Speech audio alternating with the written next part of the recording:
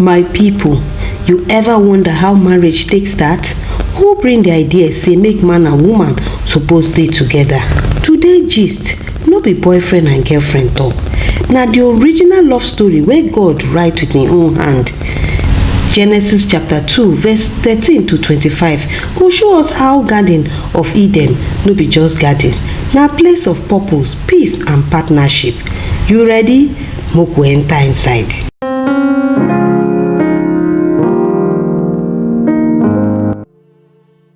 Genesis chapter 2 verse 13 to 14 talk about river wey pass Eden. Second one na Gihon, third one na Hiddekel, fourth one na Euphrates. God no just create river anyhow, he label them. River dey give water, food, even gold for that side. See how God arrange nature like estate planner. For verse 13, God carry man put inside garden make he work am and take care of am. Man no just dey chop and sleep, God give am responsibility. Even paradise need maintenance. Verse 16 and 17 talk say God tell Adam, you fit chop any tree o, but this one, tree of knowledge, no touch am o. If you chop am, na die be that o. God give freedom but still set boundaries. That one na love with sense. This verse dey show say choice dey, but every choice get consequence.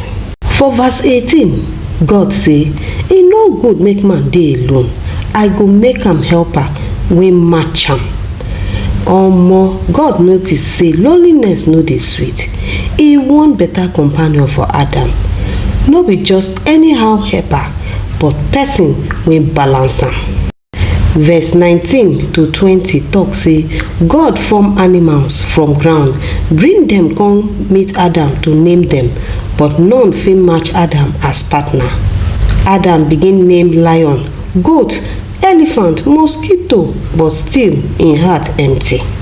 This na God way to show say no be everything wey move fit be life partner. For verse 21 to 22, God make Adam sleep, remove one rib and form woman from am. You hear that? No be dust again o, na rib. Meaning closeness, protection, unity. God no go market to find wife for Adam. He build the woman specially. Adam wake up come shout, this one na bone of my bone, flesh of my flesh. Omo, love at first sight. Adam no do DNA test o.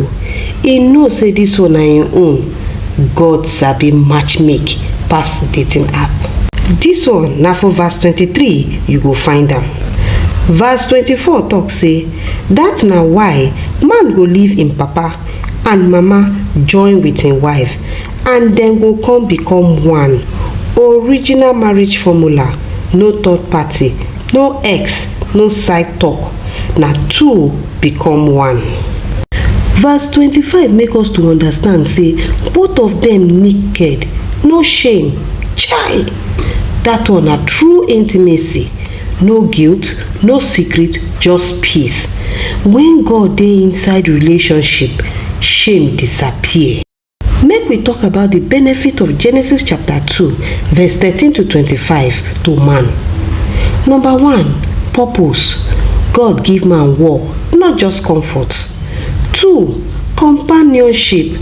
God see say man need partner, he provide woman, custom made help.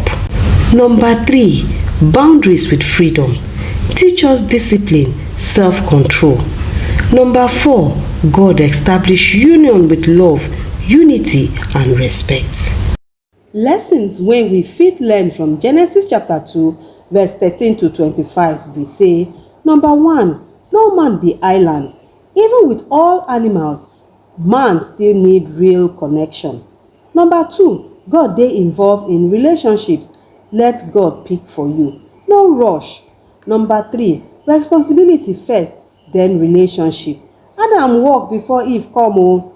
Number 4, true love no get shame. If God dey inside, you go rest for peace and transparency. My people, no be every partner be helpmate. May God design your own just like he designed Eve for Adam. And not forget say, before God give Adam the woman, he give am purpose, peace and instruction. If this message clear your eye like better sun, abeg drop say God know wetin I need for the comment section. Abeg make you like, make you subscribe, share, so another person fit hear how God take start marriage himself. Next time, we go enter deeper revelation. You no wan miss this one. Una bye.